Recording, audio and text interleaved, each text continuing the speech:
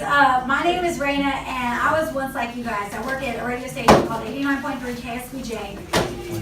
KSBJ, and I remember being like you. I remember coming to a Christian thing like this, and I'll be honest, the only reason I showed up was because they fed me, and because there was boys there, and I was like, okay, I'm gonna go with that. And I wasn't really taking it serious, but I remember that they told me this scripture that stuck with me. And it's because no one else was telling me anything like it. And it's a scripture out of Jeremiah 29:11. And it says, I have a plan for you, says the Lord. A plan to prosper you and not to harm you. And God created each and every person, no matter what your background. To think that I could go be a part of some holy roller Christian station. I'm from the wrong family line. But I remember I didn't go in there with a plan B. All I knew was that God had a purpose on my life to go to KSBJ. So I remember sitting across from her and I was like, okay, I gotta pick something else. Okay, what do I like? Oh, I know. I like watching CSI. I was like, I like watching CSI, so maybe I'll be a crime scene investigator. And I don't know, for whatever reason, she let me go ahead and take classes in that. And in one of my first criminal justice classes, I learned of a man named Jeffrey Dahmer. And if you've never heard of him, you don't want to know about him. God did some really terrible things. And I remember walking out of that classroom that day and thinking, I'm just going to believe that there is a God out there that has a purpose on my life. Tell them this. Think of Silence of the Lambs. Oh, think of Silence of the Lambs. Yeah, think of just something just terrible. I was like, I never want to walk into a crime scene like that and clean it up. So I'm just going to believe that there is a God out there that has a purpose for my life. And another reason that I wasn't too upset with the way that the woman responded to me was because I sat across from her 8.5 months pregnant with my second daughter. My first daughter I had in high school when I was 17. Job out of college was at that Holy Roller radio station, 89.3 KSBJ. And I'm here to tell you that Plan B is not an option, that you were made with a purpose, and that God loves you. And if you don't know that purpose right now, start asking him. If he doesn't tell you right away, keep asking him. He will give you clarity. And until he tells you what it is, just keep doing the next best thing. So like I told you guys, my dad was in prison. And I remember when I got that job at KSBJ, I was so pumped. I was like, okay, I know that there is a God. And so one day, I'm sitting in traffic, and I said, God, I know you're real. And whatever you ask me to do in this life, I'm going to do it. And the very last thing that I wanted to do was go visit my father, who was incarcerated. His third DWI got him 35 years in prison. He was already 50, so tack on 35 years to that. I just kind of knew he's going to rot in prison. It was bad enough he was in and out of prison when I was a little girl. Now you're not going to be there to see my baby girls grow up. So I was angry with him. So for 5 years, he went back in when I was like 19, 20 years old. And I was like, not gonna write you, not gonna go visit you, I can't. But then God said, Raina, I need you to do this. And I did. And it was hard, but I did. And I remember telling people about it, and there was this one woman who prayed with me, and she prayed for something so crazy that I didn't even think I could pray for. She said, Lord, we pray for a pardon for Raina's daddy. We pray for a pardon. And my dad came home after only serving 6 years. He's home right now. I'm sure he's already in bed because he got to wake up super early to go to work. But that is how awesome God is. Yes. And so there's another scripture that I brought to share with you, and it's one that I found after I realized that God could use anybody. It says, as I have planned, so shall it be, and as I have purposed, so shall it stand. And that's Isaiah 14:24. And basically what that scripture is saying, once I have a purpose on your life to do something, there is no mistake that you can make that's going to change my mind. And so even though I had made some bad decisions in my teen years and just kind of went the other way, his plan for me still stood. So with that said, I just want to pray for you guys. And that's it. So, all right. You can all bow your heads, please. Lord, in the name of Jesus, I thank you for every person that is here tonight. I thank you, God, for putting a desire in their heart to learn more about you. And I just pray that you would speak clearly to them for what that purpose is that you have on their lives. I thank you, God, that you have brought them to this place. I thank you, God, for the anointing on what happens here. And I just pray that that these children of yours will grow up to be mighty warriors, that they would walk in courage towards whatever that purpose and plan is that you have for their lives. God, that regardless of what they're going through at home, regardless if nobody in their life is cheering them on and telling them that they could be someone, God, you believe in us. You created us with a purpose. And I just pray, God, that it shall come to pass in their lives, that your will be done above all else. In Jesus' mighty name I pray. Amen. Amen. I'm placed in my life and into these children's lives. It was no coincidence that Terrence and I and Teresa and KJ and Kirsten were at Texas Southern. It was a quick thing that they asked me to do. They said, Miss Bennett, would you find 4 people to come and do the Andre Johnson's thing at TSU? I had already worked long hours at the Super Bowl, Miss McGinnis and I. I was completely tired. I've taken them to all the events. I was tired. I said, okay. So sometime if God asks you to do something, that's through people, you listen to the whispers of God in your ear. When you with your little friends and they say, oh man, come on, let's go. And they go in that store and rob it, you might just be waiting outside for him or her.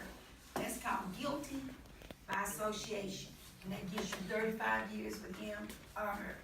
Because even though you didn't do anything, but guess what? You were standing there with that person. When you choose to drive, I've told Nicholas over and over again, I have to point him out because it's in my spirit. Because I'm trying to save you. Even though you don't drink and you don't drive, but if you're driving reckless and Corey's in there and something happens to Corey, you have to answer Corey's mom. And every mom is not going to go, oh, I'm so sorry this happened, Nicholas. I still love you.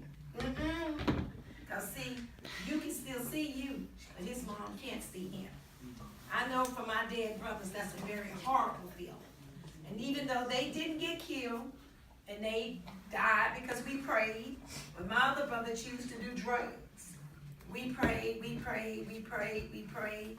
My prayer was, God, please do not allow anyone to kill him, because my mother would not be able to endure that. You come get him, and he did. And you relieve him of this demon. It's called a demon. Drugs, badness, attitudes are called demons. When those demons get hold to you, it's hard to let them go. Miss Bennett had a demon too. Raina had a demon. Mr. Bruce had a demon. There's not a person in this room that didn't deal with something. That's an adult, each and every one of us. But praise the Lord that we had someone who loved us, not someone who looked like us. Miss Joni Malumsum did not look like me. But she told me that, Robin, you can be whatever you want to be, no matter what. She said, when you speak, you never drop your head. When you talk, even though it may not be the proper grammar, but as long as you've given it everything that you got inside of you, is the best grammar. And that's my motivation, is to help you. Yeah, Miss Bennett may fuss. She may get on you. If I didn't fuss, that means I don't love you. I will let you go up the road and drive reckless, Nicholas. I tell you that because I love you. I would tell Corey this and that, that and this, you this, Xavier this, JD this. It's because I love you. I know you, thank you, baby. You always tell me you love me, and I believe you too. Because you know it's straight from my heart. It's not, I don't see her as no white, blue, green, or yellow. I see her as a young lady that needs someone to love her. And Raina, I'm going to let Mr. Bruce do this. Okay. Because I'm gonna Okay, let, Mr. Bruce. I'm gonna let her do this. Because you see, this baby never gets to do nothing. You get to see someone that looks like you give a testimony to you. Take this to work tomorrow. Wait a minute, Mr. Bruce, don't you go nowhere. Right here, right? He's ready to go see Yeah. a movie with that. I'm gonna have to teach you, it's hard to keep us sitting down. Let me finish Mr. Bruce and tell him. Yeah, I wanna get Mr. Bruce, y'all need to thank Mr. Bruce Nichols, give him your seat. Thank you, Mr. Bruce. Mr. Reed, he stepped out the back room. Yes, I'm deeply touched and humbled, really. But We love you. Thank you, Mr. Bruce, for helping us with everything. I'm so happy to be a part of something where I can help in any way I can, so don't be afraid to ask. I don't have all the same experiences you have, but I'm here to help and to try my best. Like the officer said, bridge the gap. We gotta bridge the gap. Thank you. And I want every one of you to know that you all got a ticket to the SWAC game. And then I'm gonna go to the restaurant. What's the restaurant name be? First watch. First Watch. He helps me. They're gonna allow me to come in, sit down and have lunch, and they're gonna interview each and every one of you. So look how God is opening up that door. Tell him this stuff, please. Yes, yes. So we can sit down. What is it, sweetie? What's the date? Oh, that's gonna be what's the day? I don't know, whatever Sunday. Sunday, Sunday, that's gonna be, no, I'm gonna let you know for sure Wednesday night. So, and you're gonna get to meet the CEO. So look how God is blessing you. Can you just look what God is doing for you? It ain't got nothing to do with the color of your skin. See, it's one earth, one God, and all the people. Unity in the community. You know where I wrote that from? The first week, God told me at 11:30 at night to write this. At 11:30, I got on the phone. He said, you call every judge you know. And I know quite a few of them. And I called them.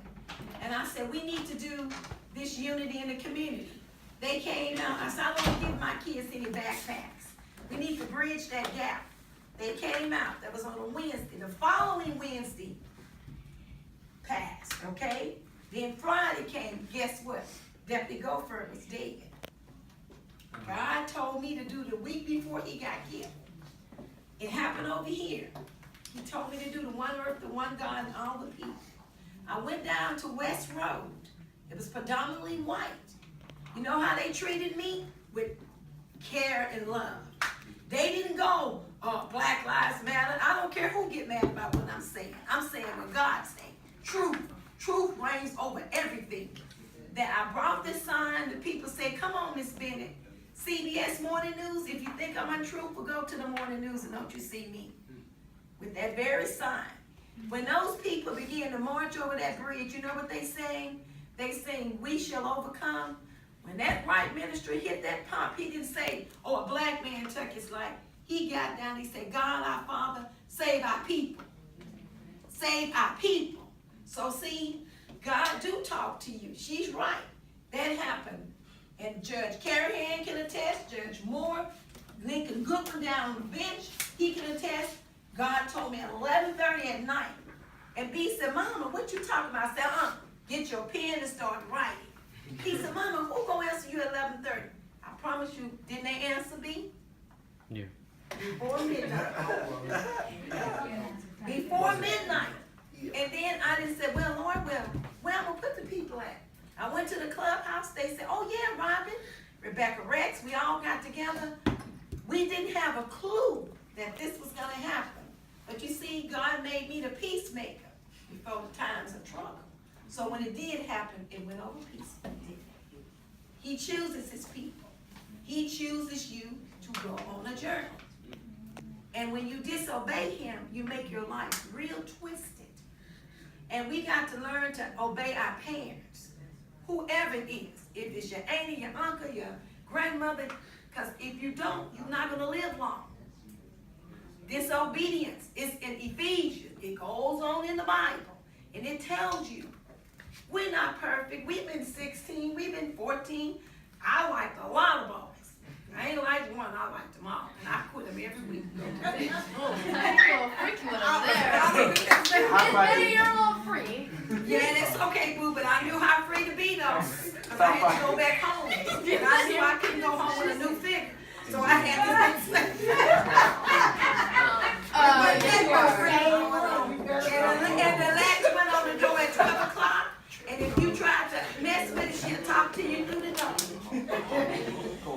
If you mess with that latch after 12 and you was grown, you was gonna sleep, and she'll tell you outside, don't sleep in the chair, sleep on the concrete. This is not fiction, it's true. I grew up with white people. I'm a product of integration. I don't know what y'all mad about. I cannot figure out for the life of me and Miss McGinnis is the baby boomers. We are the products of integration. We are in a room where there's one black kid and there's 100 white kids. They don't know us and we don't know them. Am I lying? But guess what? We found a way to get along. Now why y'all can't get along? I cannot understand why y'all not going to school. Everything is given to you. We were real poor, but we didn't know it. We were just waiting outside with them tires, rolling up the scotch to the, and when before the light came on, you know she better not call you. And you took my child abuse extension card was your name if you didn't wash them dishes. With baby oil. Ain't no baby oil because she was gonna baby your oil. And you didn't talk back because I told y'all about the story about talking back. So, and look at these people are so good to us. And you guys ought to be so grateful. It's 100 kids who wish they could have your seat. Well, let me say a few things. Mind if I talk for a little while? Oh, yeah. No, I just, it's been such a pleasure meeting Robin, Miss Robin. Yeah, no, I grew up, I worked for a corporation, and we had inspirational speakers all the time. You know, the corporations, they invite people in to inspire you to do good work, okay? But I can't remember anybody who's quite as inspirational as Miss Beck, really. I'm serious, I'm not just saying that. I mean, she's got a big heart and such great and inspiring people, from what I can see. And I'm so happy I met her at one of our events, and I was able to be here to participate and join the group. And I'd be remiss if I didn't say Pastor Beth is so pleased that we have the opportunity to have you here, and Kinsman as well. And you're welcome all the time. I was so pleased to see how many people came out for Ash Wednesday. It really made me feel good. And I was happy to be there with you, so thank you for that. Thank you all for that. Need to go get us some music. Need to start the music. Come on, good. Come on.